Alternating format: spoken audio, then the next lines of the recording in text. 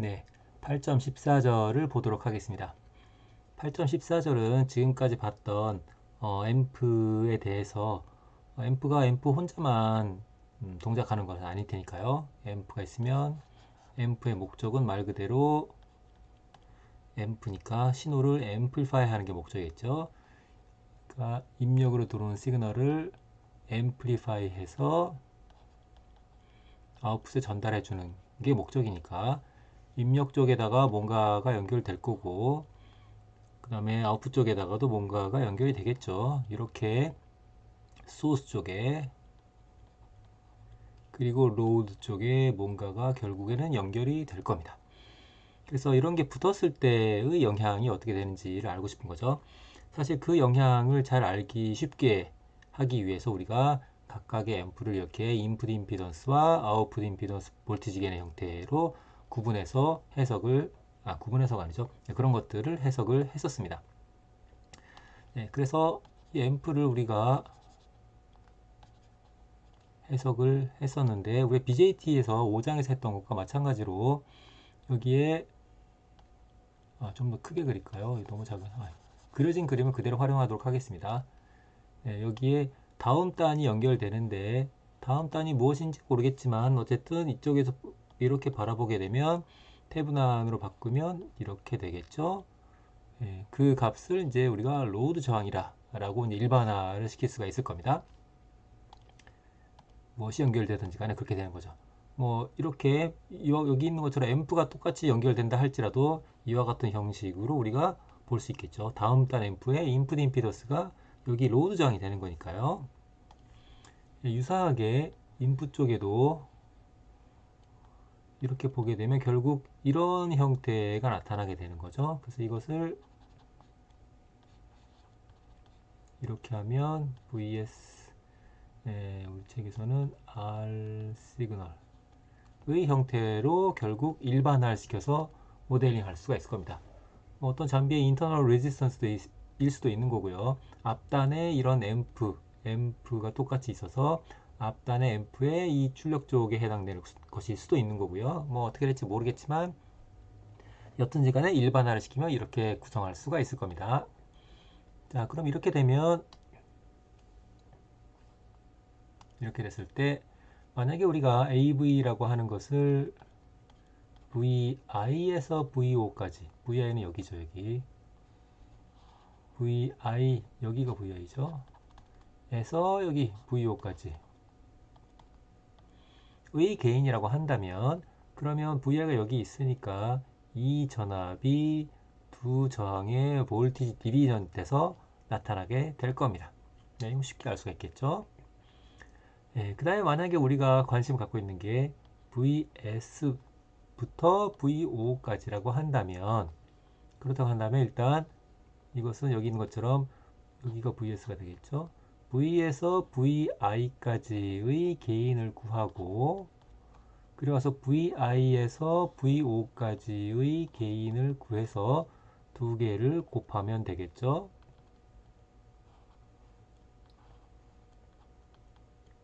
그렇죠? 그럼 A2는 아까 구했었고 A1은 마찬가지로 VS가 이 두 저항의 볼티지 디비전이 되는 거니까 이와 같이 구할 수가 있을 겁니다. 네. 그래서 이 두 개의 곱이 전체 VS부터 VO까지의 게인이 되겠으며 토탈 게인이 되겠죠. 이거는 이제 어차피 여기가 다 일반화가 됐기 때문에 뭐 BJT 앰프든 FET 앰프든 혹은 뭐 또 다른 어떤 회로가 됐든지 간에 무엇이든지 간에 적용이 될 수 있는 그런 내용이 되겠습니다. 단지 우리가 이제 알 수 있는 것은 FET 같은 경우에는 특성이 뭡니까?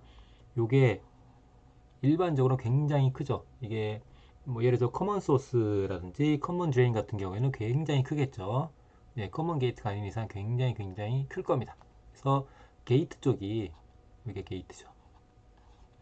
게이트 쪽이 굉장히 높은 하이 인풋 임피던스를 갖는다. 뭐 무지무지하게 높죠.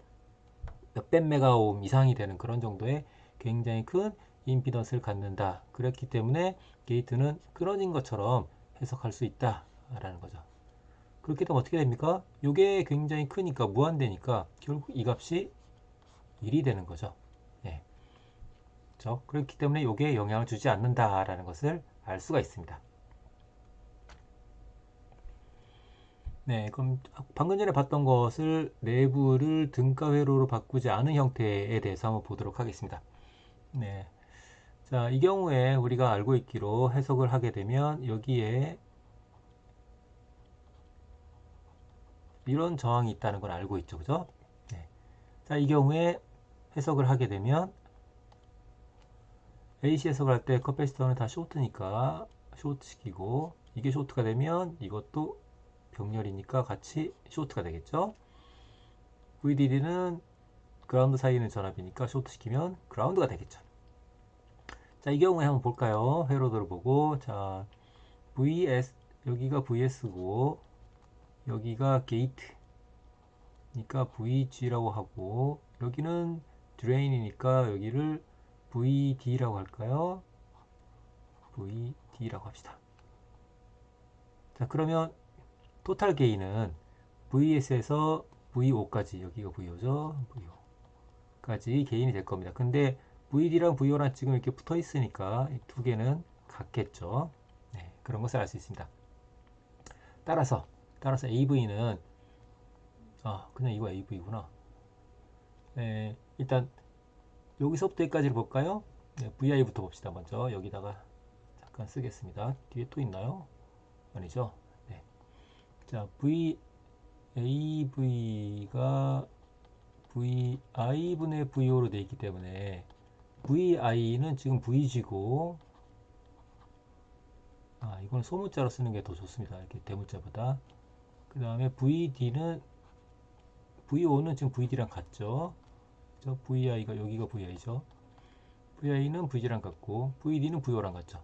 따라서 여기서부터 여기까지의 게인 인 AV는 여기 빨간색을 끄는 쪽 밑에 쪽에 있는 모든 AC 등가 저항 분의 보라색으로 끄는 이쪽에 있는 모든 AC 등가 저항의 B가 됩니다.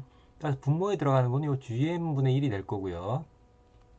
분자에 들어가는 거는 여기서 봤을 때의 모든 AC 등가 저항이니까 보면 갈라져 있죠. 갈라져 있으니까 병렬이 되겠죠. 뭐랑 병렬입니까? 이것과 이렇게 와서 이것 이 두 개의 병렬이 되겠죠. 그래서 이와 같이 되는 것을 알 수가 있습니다. 자, 그럼 여기는 왜 이렇게 그냥 AV 이렇게 썼을까요? 왜냐하면 앞서서 잠깐 봤던 것처럼 AV나 AVS나 같게 되기 때문이죠. 왜냐하면 VS분의 VI를 구하면 마찬가지로 R 시그널 더하기 RI분의 RI가 되는데 RI는 지금 RG죠. RG RG가 무지무지 크니까 이게 1이기 때문에 결국 1은 곱하나 마나가 되니까 그죠? 왜냐면 AVS는 VS분의 VI 곱하기 AV가 되는데 요게 지금 1이라는 얘기죠. 네. 그렇기 때문에 요거나 AVS나 같아진다 라는 것을 알 수 있습니다. 네. 자, 그리고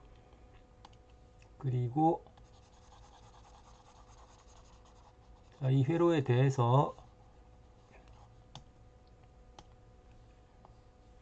앰프에 대해서는 인풋 임피던스가 이렇게 아웃풋 임피던스가 이렇게 뭐 사실은 이제 여기 있구나. 사실은 요게 이렇게 되겠지만 이거는 뭐 거의 이럴 테니까 네. 이렇게 구할 수가 있겠죠. 네.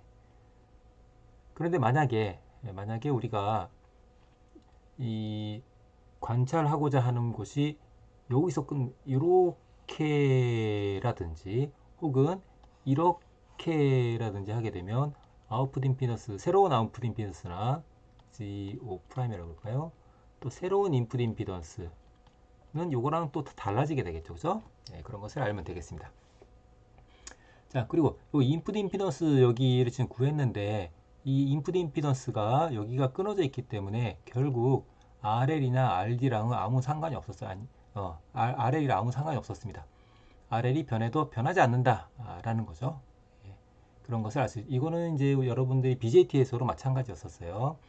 그 다음에 아웃풋 임피던스 보게 되면 여기서 봤을 때 아웃풋 임피던스 보게 되면 마찬가지로 RG 혹은 R 시그널이 전혀 상관이 없다는 것을 알 수가 있습니다. 이거는 우리 BJT에서는 어떤 특징이 있었냐면 조금 말이 길어지는데요. BJT에서도 마찬가지로 커먼 이미터는 똑같았습니다. BJT에서 커먼 이미터 똑같았지만 BJT의 경우에는 어디가요? 여기다 할까요? 여기다가 네. 자, BJT의 경우에는 커먼 이미터의 경우에는 여기랑 똑같았어요. 커먼 이미터의 경우에는 인풋 임피던스가 아웃풋 임피던스하고 아무 상관이 없다. 그리고 아웃풋 임피던스가 RS하고 아무 상관이 없다 라는 것을 우리가 알 수가 있었습니다. 그런데 BJT는 커먼 컬렉터, 즉 이미터 팔로워의 경우에는 다 상관이 있었어요. 인풋 임피던스의 아웃풋 잠깐만요. 같은 얘기가 되는데요.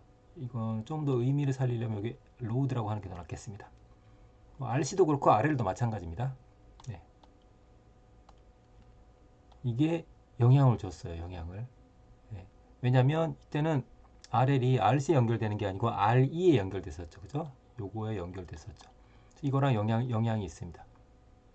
유사하게 아웃풋 임피던스 하게 되면 RS가 영향을 줬었습니다.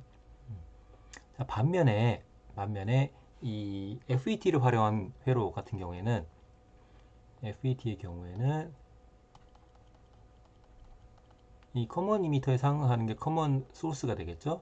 이 경우에는 마찬가지로 RL이 아무 상관없음, R 시그널이 아무 상관없음 인데 이 커먼 드레인에 해당되는 건 다릅니다. 커먼 드레인 혹은 소스 팔로워 이 경우에도 이 경우에도 인풋 임피던스에 RL이 영향을 주지 않고 아웃풋 임피던스에도 R 시그널이 또한 영향을 주지 않습니다.